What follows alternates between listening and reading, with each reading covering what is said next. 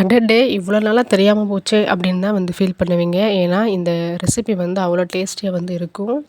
எப்படி பண்ணலான்றத பார்த்துரலாமா? உள்ள வந்து பார்த்தீங்கன்னா, அவ்வளோ சாஃப்ட்டாவும், வெளியில வந்து நல்லா கிறிஸ்பியாவும் இருக்கும். இதில தேங்காய்லாம் போடுறதுனால சாப்பிட்றதுக்கே அவ்வளோ சூப்பரா இருக்கும். இதுக்கு தேவையான பொருள் என்னென்னு பார்த்தீங்கன்னா, 1 கப் அளவுக்கு வந்து அவல் எடுத்துக்கோங்க.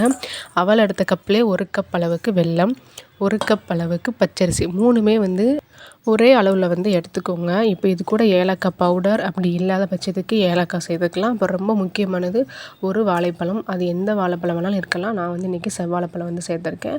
இது கூட ஜஸ்ட் ஒரு 1/4 ஸ்பூன் அளவுக்கு மட்டும் உப்பு வந்து சேர்த்துக்கோங்க. இது எல்லாத்தையும் இப்போ ஜாரில் சேர்த்து ஒரு 1/2 கப் அளவுக்கு தண்ணி சேர்த்து நல்லா இந்த மாதிரி வந்து அரைச்சி எடுத்துக்கோங்க. இது கூடயே வந்து பார்த்திங்கன்னா, தேங்காவை நல்லா சின்ன சின்னதாக கட் பண்ணி நெய்யில் வந்து வறுத்து வச்சுருக்கேன். அந்த நெய்யோடு அப்படியே வந்து சேர்த்துக்கலாம்.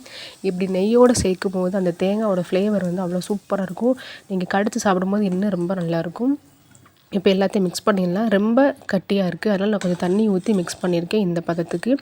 இப்போ இந்த மாவு வந்து பார்த்திங்கன்னா, கிட்டத்தட்ட ஒரு 1/2 அன் ஹவர் இல்லைன்னா ஒரு 15 நிமிஷமாவது நல்லா வந்து ஊற வச்சுக்கோங்க. ஊற ஊற பணியாரம் வந்து நல்லா சூப்பராக வந்து வரும்.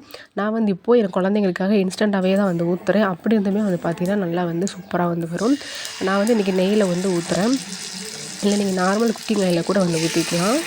ஃபஸ்ட்டு நெய் வந்து ஒரு 1/4 ஸ்பூன் அளவுக்கு எல்லாத்துலேயும் வந்து விட்டுக்கோங்க. அதுக்கப்புறமா பணியார குழியில் இந்த பணியார மாவு வந்து ஊற்றிட்டு அடுப்பை வந்து லோ ஃப்ளேம்லேயே வந்து வச்சுக்கோங்க. இல்லைன்னா வந்து நல்லா வந்து கருகிடும்.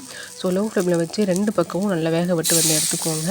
நான் இன்ஸ்டண்ட்டாக ஊற்றும் போதே பாருங்கள், பணியாரம் வந்து சூப்பராக வந்து வருது, நல்லா ஒட்டாமல்.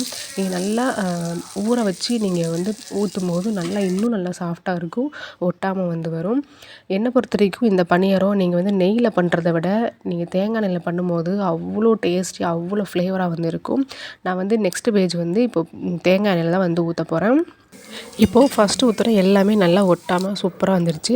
இப்போ அடுத்து நான் ஊற்றக்கூடியது வந்து தேங்காய் எண்ணெயில் தான் வந்து ஊற்ற போகிறேன். தேங்காய் எண்ணெய் வந்து இந்த குழியில் விடும்போதே நல்லா கம கமன்னு ஃப்ளேவர் வந்து வருது. இப்போது எல்லாத்துலேயும் ஒரு 1/4 ஸ்பூன் அளவுக்கு இருக்கிற மாதிரி ஊற்றிட்டு மறுபடியும் குழியில் பணியார மாவு விட்டு 2 பக்கமும் வேக வச்சு எடுத்தோம் அப்படின்னா நல்லா கம கமன்னு சாஃப்டான பணியாரம் வந்து ரெடி ஆகிடுச்சுங்க.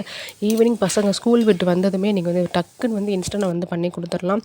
வெளியில் நல்லா கிறிஸ்பியாகவும் உள்ளே வந்து சாஃப்டாகவும் அந்த தேங்காய்லாம் சேர்த்துருக்கும் போது சாப்பிட்றதுக்கே அவ்வளோ சூப்பராக இருக்கும். நிச்சயமாக ட்ரை பண்ணுங்கள்.